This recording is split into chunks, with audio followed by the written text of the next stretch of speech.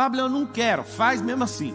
Nota a frase assim, ó. Crianças fazem o que querem, adultos fazem o que precisa ser feito. Se um pássaro quiser cagar na sua cabeça e ficar obstinado, ele vai cagar 1000 vezes na sua cabeça, a vida inteira. Mas tem uma coisa, você não, de hipótese nenhuma, você tem total gestão de não deixar ou deixar um pássaro fazer um ninho na sua cabeça. Quando você aceita o medo, você aceitou o pássaro fazer um ninho na sua cabeça. É isso que você fez.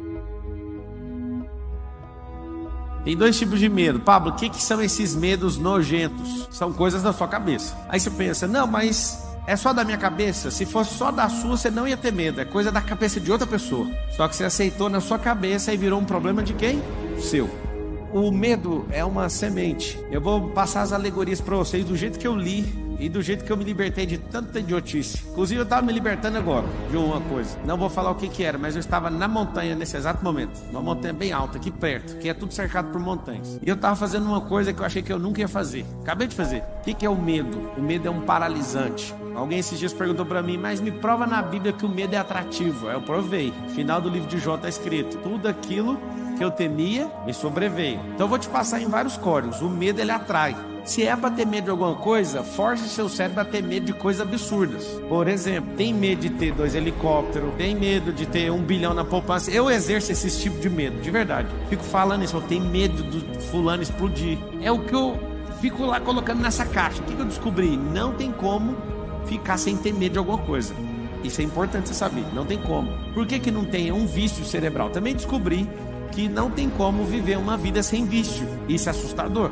Eu levei 34 anos para descobrir isso. Eu sou estudioso do cérebro, eu levo muito a sério isso. Eu estudo o cérebro exatamente desde 2005. E isso me deu vantagem totalmente desproporcional a qualquer outro ser humano que eu conheço. Eu não paro de estudar desde 2005. Só que levou tanto tempo para eu descobrir. Não tem como ter uma vida sem vício. Por que não tem como viver uma vida sem vício? O cérebro precisa de circuito para ele entrar. Então ele ama um circuito chamado medo, é um vício. E aí eu percebi que não tem como viver sem um vício. E se eu estou testando e já comprovei, e já estou testando em novas fases, eu descobri que eu tenho que viver sempre viciado em alguma coisa. E aí o que eu faço?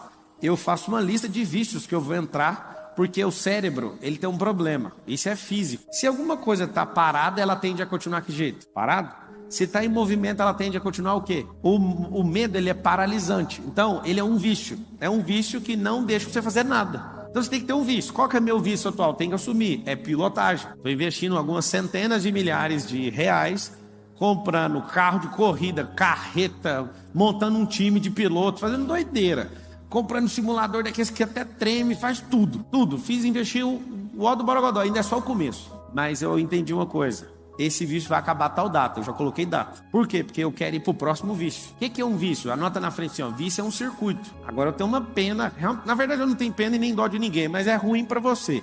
Você ser viciado em beber bebida alcoólica, por exemplo, não tem dádiva nenhuma nisso. Você ser viciado em fumar, viciado em ver pornografia, o que você ganha com isso? Seja viciado em coisas que você vai ser edificado. Mas uma coisa eu sei, por que uma pessoa às vezes é muito religiosa, ela fica 30 anos num vício religioso? Porque é vício. Você fala qualquer coisa, ela não aceita nada. É um vício que a cabeça dela entrou e não quer sair.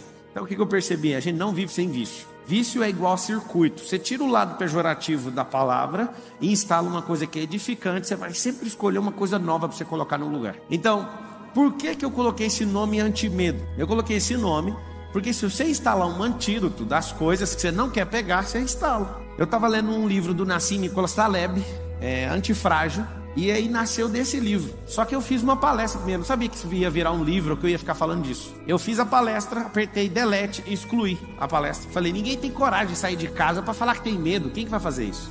Aí eu excluí, aí eu falei, ainda bem que eu não apertei Shift Delete, apertei só Delete. Shift Delete, se quiser saber no Windows, apaga, né? Eu voltei com aquilo, comecei a revisar, falei, eu vou dar uma palestra. No auditório da plataforma lá de Goiânia, 4 anos atrás, cabia 80 pessoas. Deu 170 pessoas lá. Gente no chão, gente no colo do outro, gente na rua, gente querendo quebrar o portão, porque eu pedi pra trancar, porque não dava pra entrar, e o povo, a gente tem medo.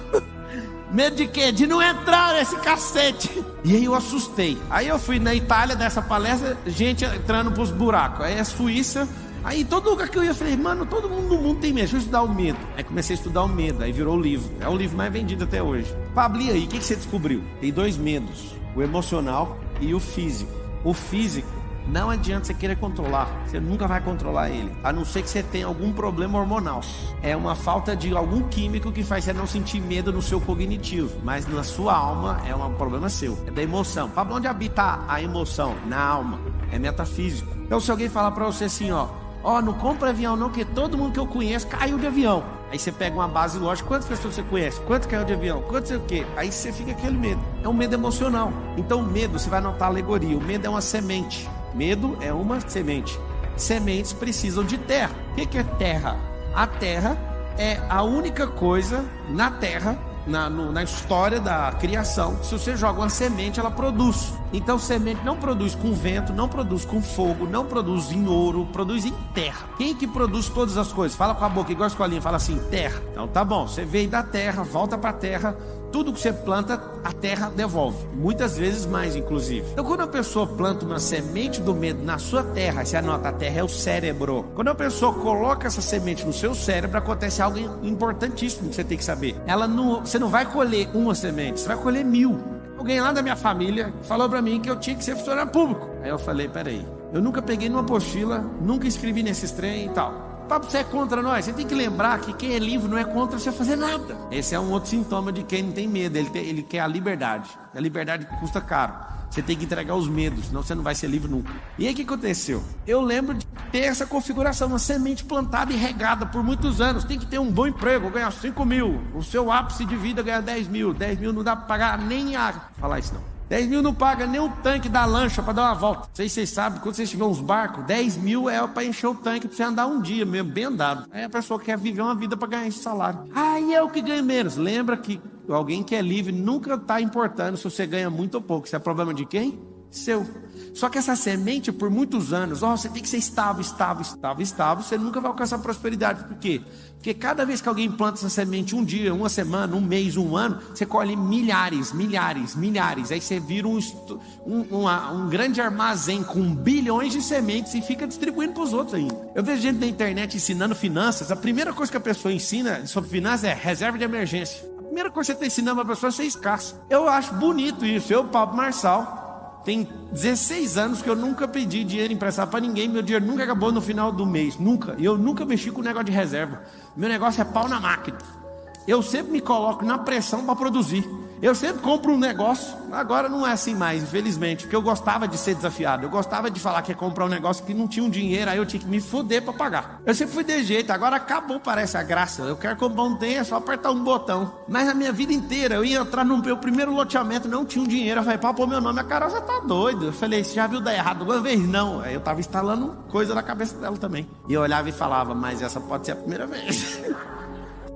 Essa pode ser a primeira vez. Resumindo, eu percebi que pessoas andam com sementes carregadas em seus bolsos e elas têm uma função de geração em geração, distribuir medo, porque como tem gente plantando na cabeça delas, elas estão colhendo muito, então elas têm que continuar distribuindo, senão elas afogam nos próprios medos. Então é medo de você tem que ser estável, você não pode falar, você não pode desagradar, você não pode fazer isso, você vai pro inferno, você vai pra você aonde? Na hora que você descobrir essas besterol, tudinho que esse povo pôs na sua cabeça, você vai falar assim, pode até ter coisa boa, só que eu vou pegar um arado e vou rasgar essa terra de fora a fora, e eu quero limpar essa terra, eu quero que ela descansa para depois eu escolher o que eu quero plantar. Então o medo é uma semente, o cérebro é a terra. Pablo, o que é o adubo? Adubo é um paralisante, é você andar em ambiente que ninguém faz nada, você vai falar assim, eu vou abrir uma empresa, a pessoa fala assim, você viu? 87% das empresas quebraram nos últimos 3 anos. E por causa da pandemia, 600 mil empresas fecharam em 60 dias. Aí você fala, esse aqui é um bem informado. Não, essa pessoa é um adubo para o medo.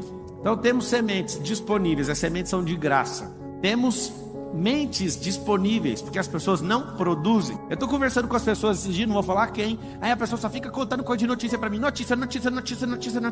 Aí ela olha para mim e fala assim, mas você não sabe? Não, eu não vejo notícia desde 2016, eu vou saber por quê.